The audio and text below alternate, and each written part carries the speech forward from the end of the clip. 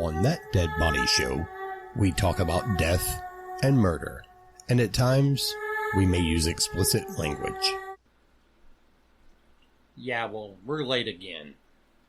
Like 2 days late. Yeah, well, it happens. Religious holiday. College football in the South. Our people in other countries are not going to get this. Well, I'm sorry. Think of it as soccer. Football. Football.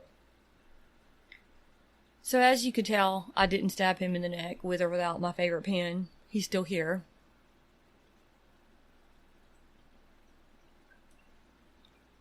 Yes, I'm still here. But if something happens to me, it wasn't an accident. There, I've said it now, so. Alright guys, so this week we're going to bring you a story of modern day unfriending. I mean, when I was a teenager, you just beat their ass in a parking lot and you were done. But... Or just stop talking to them. Right. But this happens to be in a time where there's already social media and camera phones, and there was evidence of everything. I mean, I can't imagine growing up like that.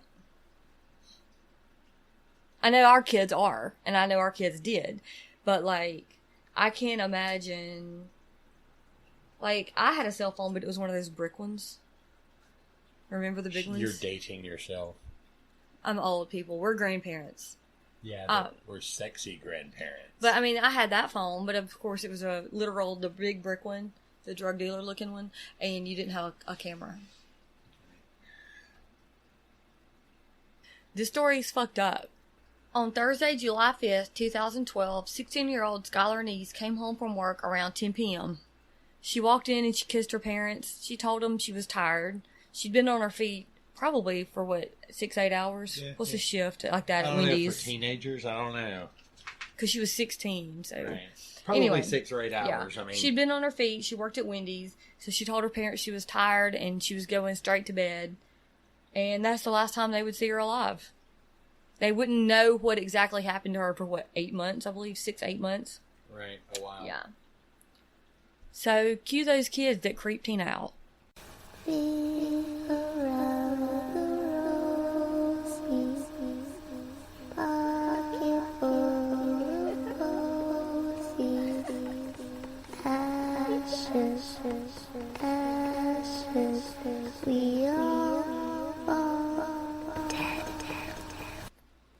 I think those kids creep a lot of people out. They creep Nadia out. Our own kid. Okay, guys, welcome to episode 6 of That Dead Body Show. The murder of Skylar Neese.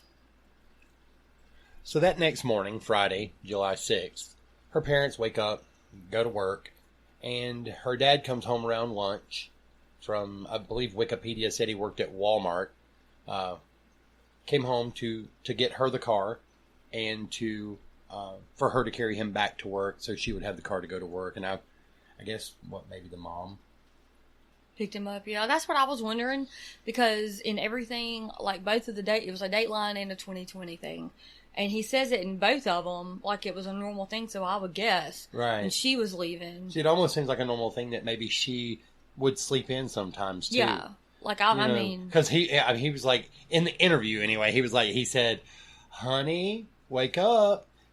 They literally worshipped the ground she walked on, so I could totally let him see his little princess sleep in. Right. Like, I mean, I can see it. Really. And in everything, like, I think it was, I don't know, it was either the 2020 or the Dateline when that he says he recalls them having a tea party. Did you see that? Right. And she had been using toilet water the whole time. And like, the mom says, that's a funny memory now. But can you imagine? Because, like, okay, first of all, my thing is if you've got a toddler and they keep bringing you water to pretend tea, where are you getting that water from? Right. I mean, tea parties. No, Hunter was already pretending to metal thrash it too and knocked himself out. Nadia even was not a girly girl really. No. But, okay, so anyway, he comes home and she's not in her room. But the door's locked. And the door's locked. From the inside. From the inside, of course, yeah. So he says he gets a coat hanger and jimmies the door open. Which to me tells me he had to do it before. I'm just saying. Yeah, okay, yeah. Well, she had, for a while there, she had been, doing the rebellious teenager thing of going out and doing, typical teenage stuff, smoking a little pot. Drinking, staying out beyond curfew. Or sneaking out. If she did come home. Yeah. I mean, normal teenage stuff. Well. Okay. Except for our kids who, at least 2 of them listen to this and will probably be going, we didn't get to do that. Right. Sorry.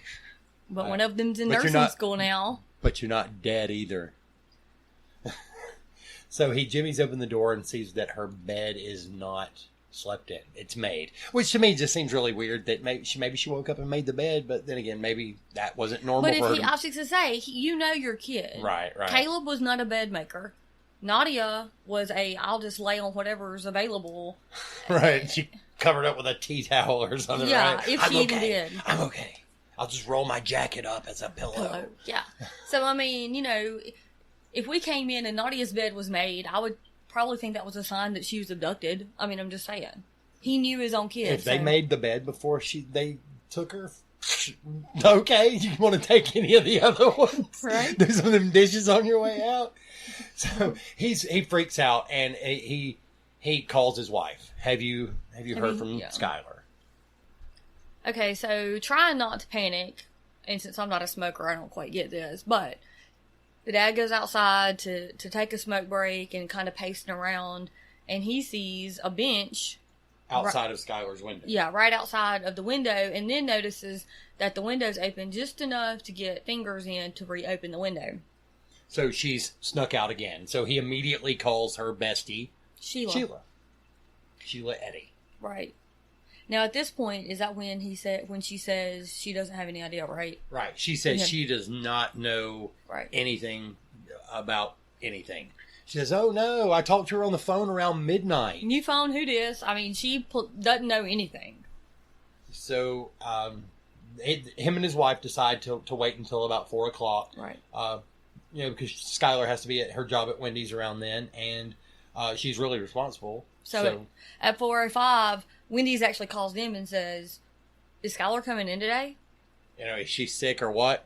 So, which to me tells me how upstanding she really was, because I feel like that meant she must have gotten there. Like, if she had to be there at 4, she might have got there at like 3:45 or something. You know what I'm saying? Right. That at 4, like they knew by 4:05 something was wrong. Right.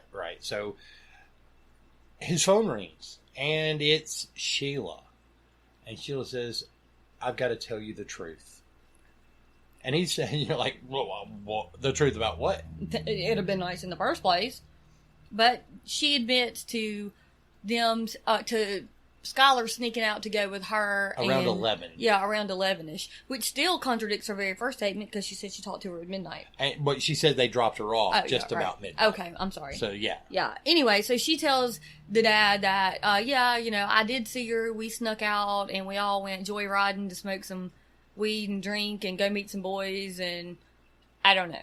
I dropped her back off. And she said, she said that Skylar said she wanted to go home. Yeah, right then. Right now. So and didn't want them to drive up to the place, so they parked at the end of the alley or the road or whatever and let her out. Which, okay, so was they not worried about waking them up the first time?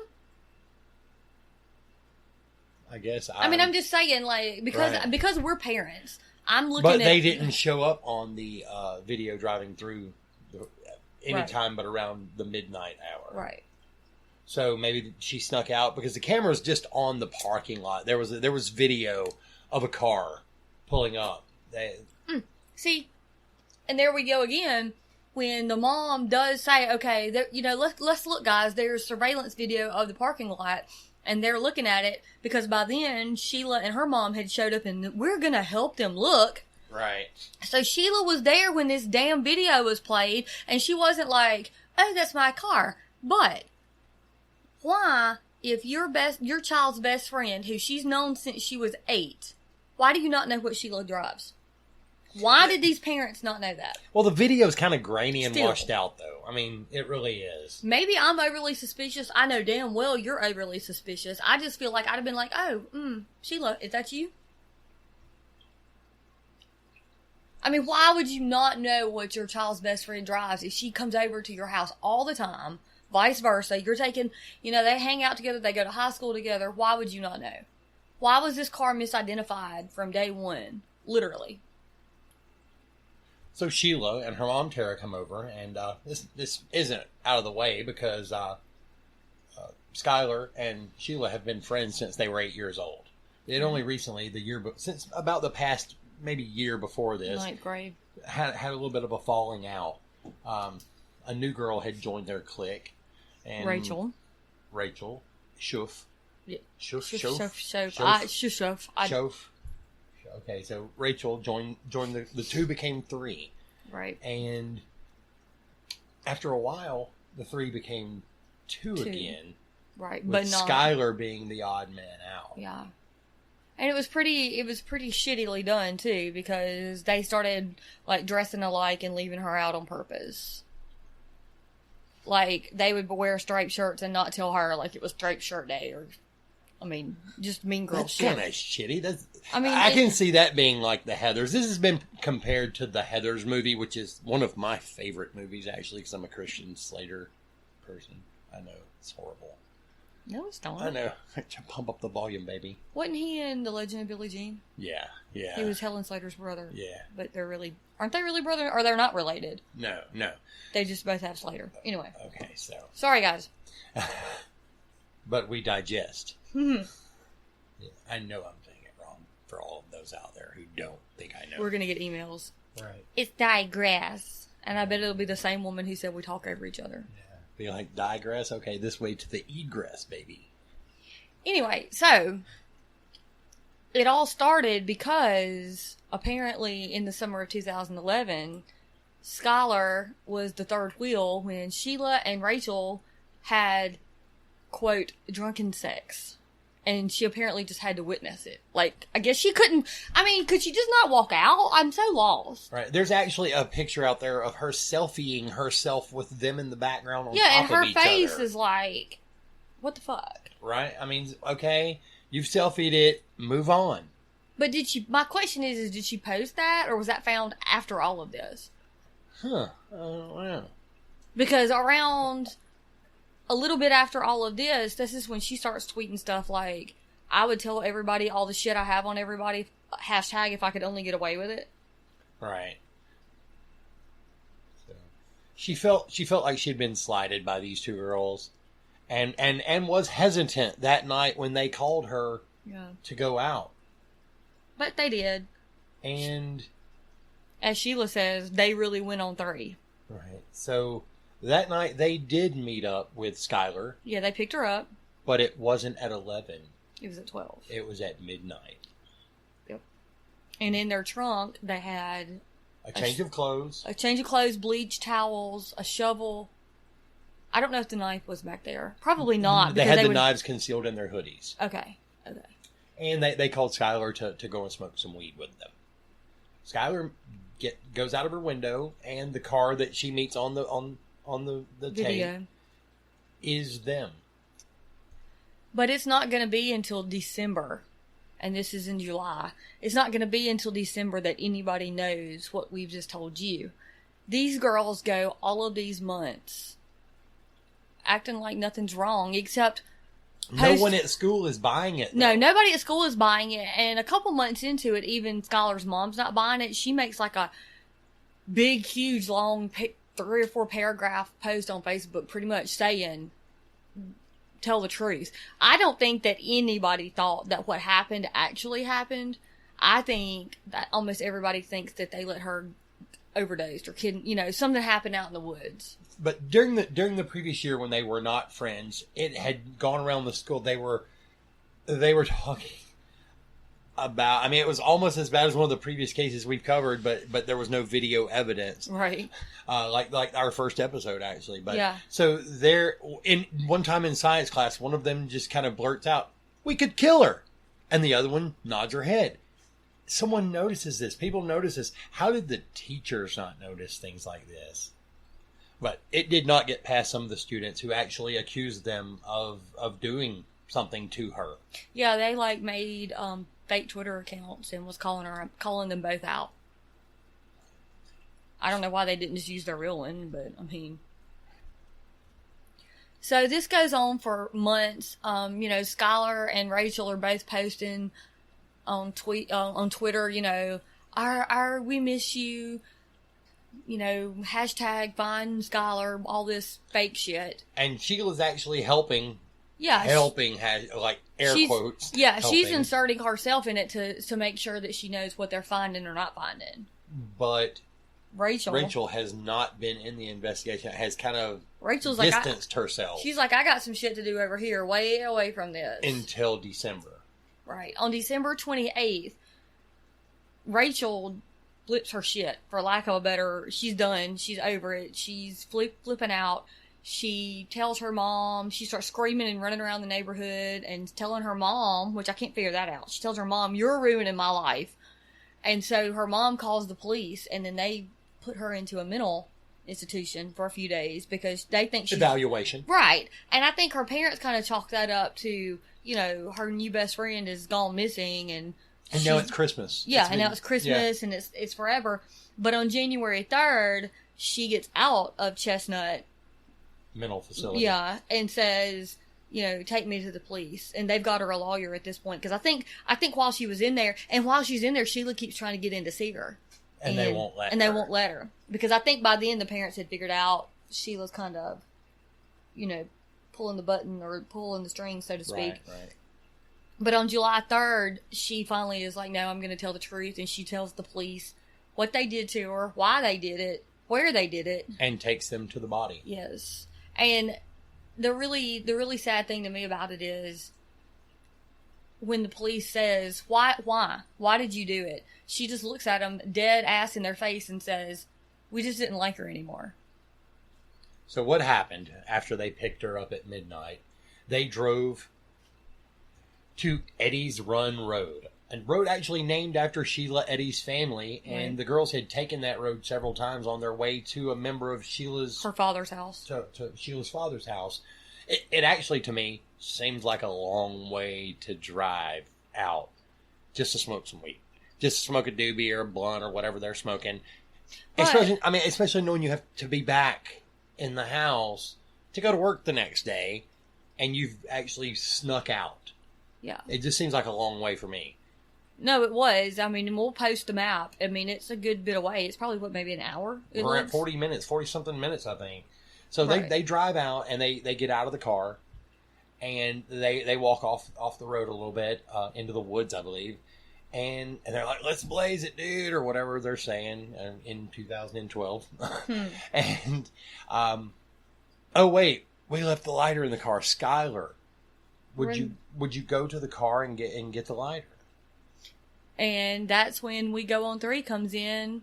As she turns her back to walk towards the car, they actually say 1, 2, 3, and start stabbing her. With steak knives they had concealed in their hoodies. Ew. Yeah.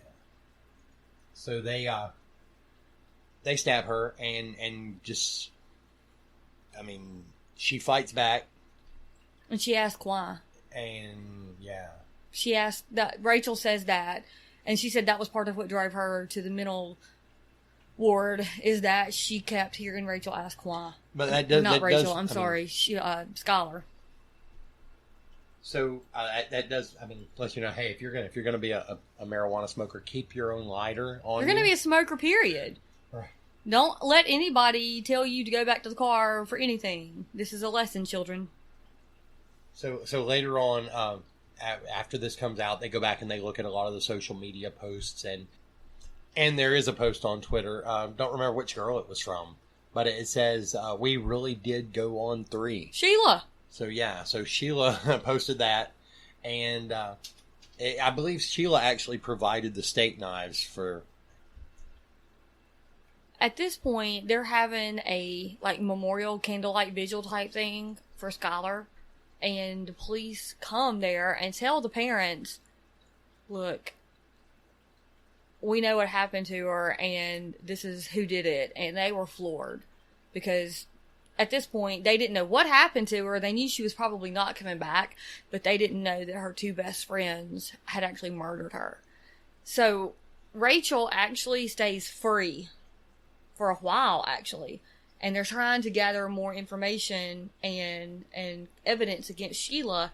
And so they wire not only Rachel's bedroom, hoping that Sheila will say something, but I'm almost positive that one of the shows I watched, I think it was See No Evil maybe, said that they also wired the parents' living room and invited Sheila and Rachel over. I know Sheila for sure, but she would never even slip up.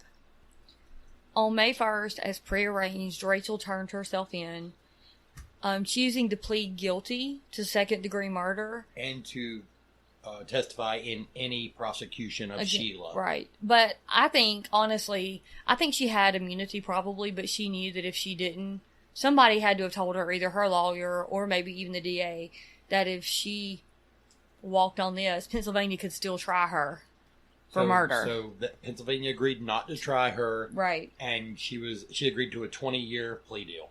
Right, 30.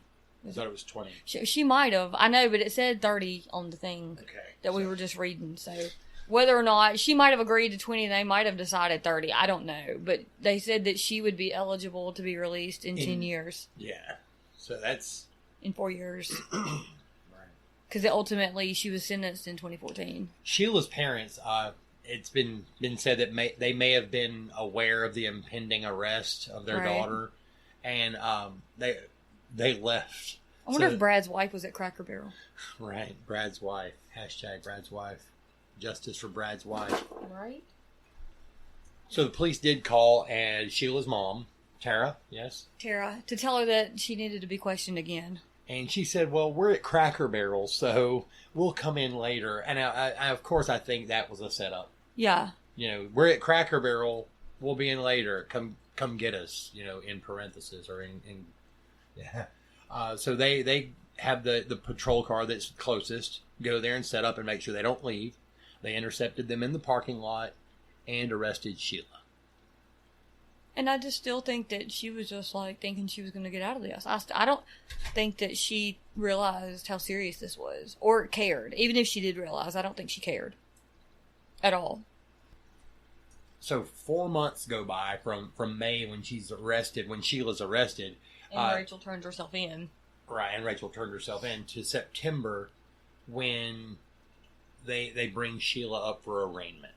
And she's been moved from juvenile to adult status. So, yes, now she's an adult. Her name can be officially released, I guess. But everybody knew. Everybody knew. It was all over the internet.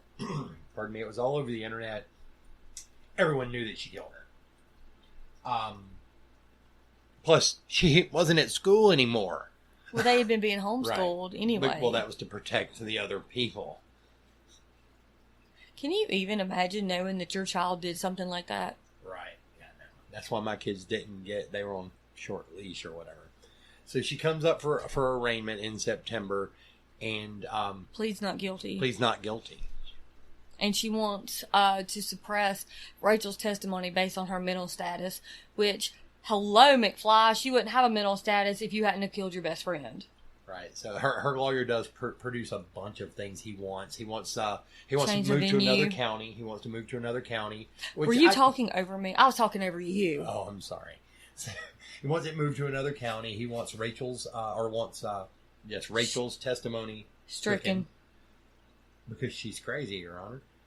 And again, I say she wouldn't be crazy if you hadn't have done this shit. But she also... And he wants the trial moved to a later date. The judge says, okay, well, we will allow it to be postponed until February. But he's going to let Rachel testify. Right. Correct? Yes. He does not agree to stricken her testimony from the record. The pretrial hearing actually comes around at the end of January instead of February as the judge had agreed to, but I guess it just fit in better that way, once a week. Right. So there are rumors circulating. I'm sorry, I don't mean to talk over you. There are rumors circulating that she is going to plead guilty and it's actually streamed on the internet. Right. Her You pre-trial watched this, hearing. right? I did, and she comes in and Was she still smirking like she did in the other ones? She was not. She looked sad at this point. She sat down and she cried. Because you know her shit was cooked. She changed her plea to guilty. Her lawyers. Her lawyer said, what, he couldn't find a reasonable defense? Right. Looking at the preponderance of evidence and Rachel's testimony. With Rachel's testimony that he saw no defense that he could propose even. I mean, how did that conversation go with her lawyer? Bitch, you might as well plead guilty because we ain't got shit. Yeah, it kind of happens like that sometimes. When asked if she wanted to say anything, she whispered to her lawyer, and her lawyer and her went back and forth just for a few seconds, and he spoke and said that she wanted to express her remorse for what she for their loss for Skylar's family's loss. I don't think she has any remorse whatsoever. I don't think that. But that's one of those things. Oh, I know that's something you kind of have to say, but I do not think that Sheila. I think Rachel is sad. I think it fucked Rachel up. I do not think that Sheila is sad. I think if Sheila gets out, if she's ever allowed to be out, she will fucking kill somebody else.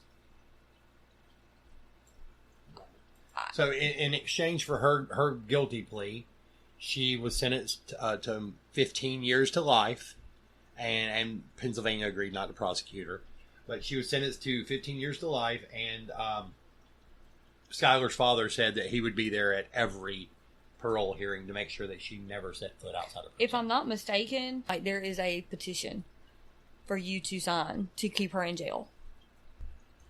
So on February 2nd, Rachel was sentenced formally and received 30 years for her part in the murder. She actually personally apologized to the Neeses for her part in what happened to her daughter, their daughter. She looked rough. I mean, she does. The picture of her, she looks like she's not sleeping. She's really pale. I mean, she's definitely eating, though. She looks really bloated. Or she's just, or not, or you can be bloated from not eating too, when your body is just like, what the fuck is happening here? Stress and all that. They did say that, they were, even though she did ask to be sentenced as a minor, which was rejected, the family, Skylar's family, told her that although they did accept her apology, it would never make them feel better about what she had done, or they were glad that she expressed remorse. But, the apology was kind of worthless because it didn't bring their daughter back. All three of these girls were only children. Well, so, true. in a sense, all three families, of course, the two of them can still go see their kids. I mean, I'm aware, I'm not comparing the two, but in a sense, they all three lost their daughters. One's obviously in the ground, and two... With perfect behavior, Rachel would be out in 10 years. She'll be the only one, hopefully, that can... But I think unless she gets help while she's in jail, this fucked her up. Yeah. So one good thing did come out of this case. Skylar's Law was passed, which it's part of the Amber Alert system. The thing your phone does every now and then that everybody looks at you. Well, because she was seen voluntarily getting in the car... And she was a teenager. Right. They wanted to say, call her a runaway. That's why they didn't issue an immediate Amber Alert. But now, because of Skylar's Law, it doesn't matter if it's possible that she may be a runaway. They immediately release an Amber Alert. At least in West Virginia, it passed it passed unanimously through their lawmaking procedure, or whatever, Congress or whatever they have, Senate, the state Senate, I guess. It passed unanimously that when a teenager is missing, no matter what, an Amber Alert will be released immediately. I mean, this is actually a classic case of what I used to tell my kids growing up, is that you never know what's going to happen because just because someone says they're your friend, obviously, it cannot mean shit. Yeah, friendship means a lot less now, I guess, than when we were growing up. Yeah. I mean, do you remember when I took Nadia to that birthday party way the hell out in the country? Did you tell a Joe Delacat story? No. I mean, I told her then, I said, Nadia, are you sure these people are your friends? Because there's no cell phone service here, and I've got no fucking clue where we're going. Right. Like, and then the further we got out, I mean, it was like way off the road, and then I said, Nadia, if these people decide that they're mad at you, nobody would hear you scream. I remember that. And she laughed. I did not laugh. At this point, I knew about this case, and growing up, had read about another case of people who's supposed to be your friends, and, you know, obviously she did go to the birthday party, she came back, but still. We do have another episode here, guys. We're going to get this all under control soon and make sure that we're not a day or two late anymore, hopefully. Hopefully. Fingers crossed. Alright, guys. See you next Friday. Stay tuned for a promo from one of our favorite podcasts, Strictly Homicide. Bye, guys. Bye. Are you getting sick and tired of hearing about Ted Bundy, Maura Murray, the Golden State Killer, West Memphis 3? Check out Strictly Homicide Podcast, a true crime show that discusses cases out of the natural state. And even though it's Arkansas, we won't be covering the West Memphis 3 or the Boys on the Track anytime soon. So check us out on iTunes, Spotify, Podbean, Podcoin, or basically wherever you listen to all your favorite shows. You can also find us on all social media platforms. And as Mr. T would say, I pity the fool that doesn't listen to Strictly Homicide.